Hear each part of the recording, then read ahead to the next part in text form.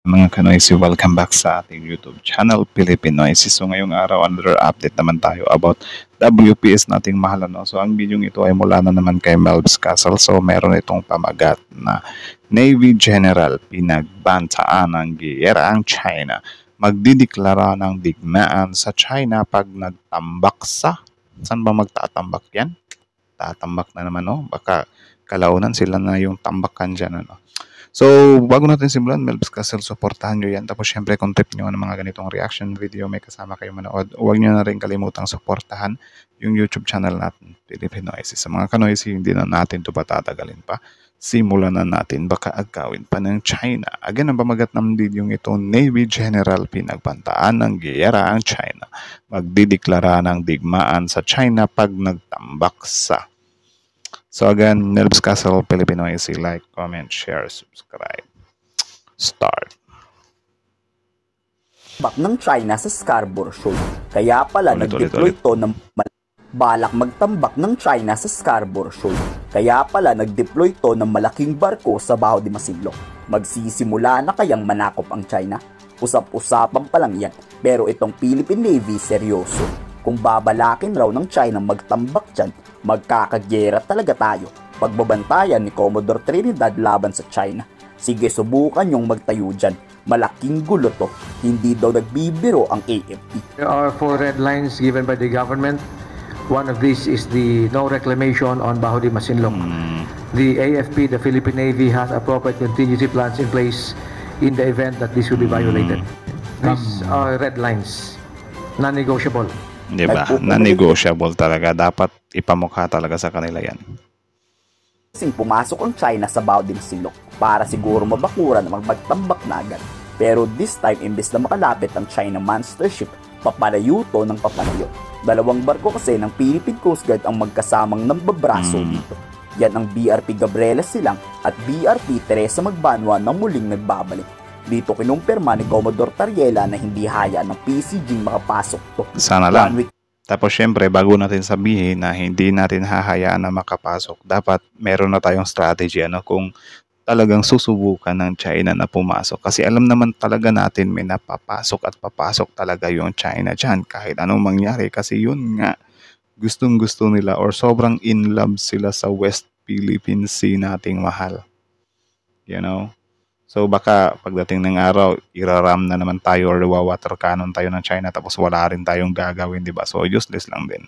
So kahit sabihin natin na 2, 3, 4 na barko pa yung ilagay natin dyan, kung hindi natin iisipin kung ano yung halimbawa ganyan, i-response natin sa China kung mga has talaga silang pumasok dyan is parang wala lang din, di ba? Mahigit simula noong nanggugulo at labas-masok ang China. Ni isang beses hindi nag-water cannon. Hindi rin to nang babangga. Posibleng dahil malaki rin ang barkong ipinadala at sinugod ng PCG. Kung babanggain kasi tayo, magtatamo na mulubong pinsala ang Chinese Coast Guard monster ship dahil sobrang bigat ito. And it's not just the Philippine Coast Guard, the BRP Gabriela Silang who is in the area. It is also supported by the Philippine Coast Guard, BRP Teresa Magbanwa. Tapos yung BRP Teresa Magbanwa naman, no doubt naman talaga na parang malaki din naman talaga yun. Pero syempre, kita naman natin ng mga nakaraan, di ba, na pinuruhan pa rin yun ng China.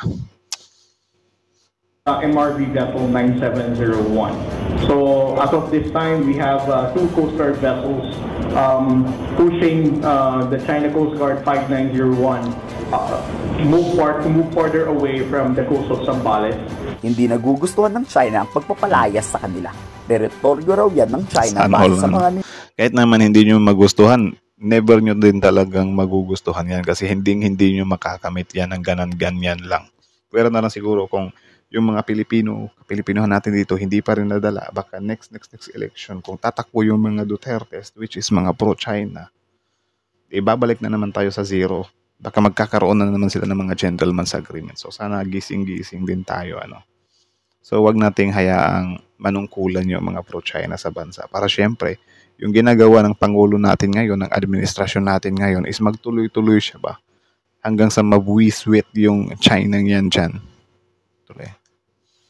Nuno nila. Base raw yan sa kasabihan. E di ibig sabihin posibleng fake news yan dahil sabi-sabi lang pala. Dito nanindigan naman ng Chinese Foreign Ministry na hindi sila aalis sa kanilang teritoryo. 中国在南海的主权和相关权利 And rights in the 是在 South China 长 Sea 期 were 的历史 established 过 in the 程 long 中 course 形成 of 的， history. 具有 They 充 are 分的历 solidly 史 grounded 和 in 法理 history 依 of the 据， law and are consistent 符合 with 国际 international 法 law and 和国际实 practices. 践。 Talaga ba?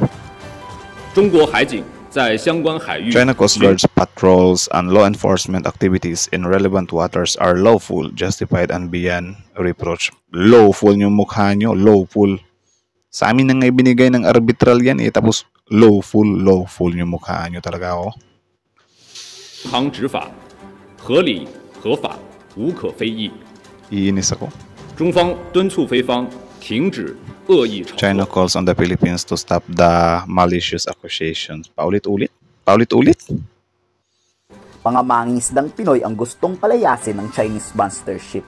Pero makakaasa naman daw mga mangingisdang Pinoy na maghahatid ng suporta ang Philippine Coast Guard at BIPAR sa Dapat lang. kanila. At huwag matakot sa pambubuli ng China. Pero hindi naman daw natatakot ang ating mga kababayan. Dito nanindigan pa sila na hindi sila aalis sa kanilang fishing ground sa kabila ng pambubuli Dapat ng mga lang. Chinese. It is clearly a provocative act. It is also a clear attempt to intimidate our fishermen and deprive them of their legitimate livelihood. They are underestimating the resolve of the Philippine government to support our Filipino fishermen. Ito din mga As a kababayan natin ng mga pro-China, no? Akala nila kapag ibigay natin yung yung West Philippine Seas, yun nga, matatapos na yung China dyan. Ng tete, ang dali nyo ng mga mauto. nation unified in securing what is rightfully and legally ours, we do not and will not dignify these scare tactics by backing down. Sa tingin nyo, totoo kaya ang plano ng China ng pagtatambak talaga? Malaking gulo kasi ito eh. Ano sa palagay nyo? Well, posible din naman talaga na totoo yun kasi syempre alam naman natin yung China na i-dare talaga nilang gawin. Actually, yan na nga yung ginagawa nila, di ba, na parang halimbawa dati nung nilagay nila yung gray ship nila dyan, sinusubukan kasi nila yung Pilipinas, kung hanggang saan yung pagpalag ng Pilipinas. Kaya nga kapag hindi tayo papalag, mas lalong lalakas yung ng China na okay yung Pilipinas. Medyo sila, na titiklops natin sila in this way. So parang uulit-ulitin nila, 'di ba? Kapag some kind pinapalaga natin, tinitindigan natin parati, parang syempre sila mismo medyo magiging aware sila na oh my goodness, magmi-meeting na naman sila. Sasabihin nila, men, yung Pilipinas ba pumapalag na? Mga ganyan. Tapos syempre baka pwedeng mag-change tayo ng plan kasi syempre medyo tagilid tayo dito eh. 'Di ba? Kasi syempre nanonood yung international, nanonood yung buong mundo sa atin, which is hindi tayo pwedeng magpadros-dalos. Kaya nga parang nagta-trial and error sila. Napapansin nyo ba na kapag tayo lumalagpas, pumupunta doon sa teritoryo which is sa atin lang din naman, pero yun nga yung parang inaangkin nila na 9-dash line ko, no? Something like that. So parang inaano nila tayo, binabangga nila tayo, niraram, winawater cannon, something like that. Pero sila naman, ginagawa din nila pabalik sa atin. Like for example, pumupunta sila doon sa may parting Siargao yun, basta doon sa kabila. Isipin nyo yan, pumupunta sila doon, 'di ba? Research vessel pa. Tapos ang ginawa lang natin, parang tinataboy lang natin ba? So alam nyo yung way of experimenting or way of researching ng China, medyo nagtagumpay sila sa part na yun kasi parang tinataboy lang natin. 'Di ba? Nakakarinig pa tayo ng mga response ng natin, kinaukulan natin na some kind, ano yung sinasabi nila? Sinasabi nila na so far, wala naman silang ginagawang harm, so tinaboy natin sila. Like, paano natin malalaman na wala silang ginagawang harm talaga, no? Kamakailan nga, meron tayo nakuhang underwater drone, di ba? Ng China. Underwater drone. So, ang tanong, paano napunta yun doon? Di ba? Baka isa yun sa mga time na parang hinahayaan lang natin sila na okay lang, tawag dyan,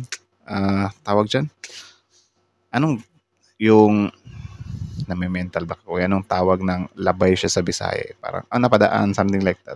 So parang tinitingnan lang natin na napadaan lang sila. So parang tayo naman okay lang, napadaan lang naman kasi syempre tayo Philippines, mabait tayo 'di ba? Mabait tayo, ayaw natin ng gulo, something like that. So ang di natin alam, baka nung time na yun na kunyari dadaan lang sila, naglalagay na pala sila ng mga underwater drone dyan sa ilalim. So, di ba, parang lugi tayo, parang inaabuso tayo ng China sa part na yon. Di ba? Kaya nga sabi ko sa inyo, mas mabuti na kapag lumagpas yung China sa territory natin, imbestigahan talaga natin sila na paulit-ulit. Para syempre, sila na mismo, medyo maano sila ba na, sobrang hassle na kapag pumunta pa tayo dyan kasi parati tayong iniimbestigahan ng Pilipinas. Something like that ba? Hindi naman porket sinita natin sila, iniimbestigahan natin sila is gusto na natin ng gulo. Gusto lang nating makasiguro ba? 'Di ba? So, yan lang naman, yun lang naman.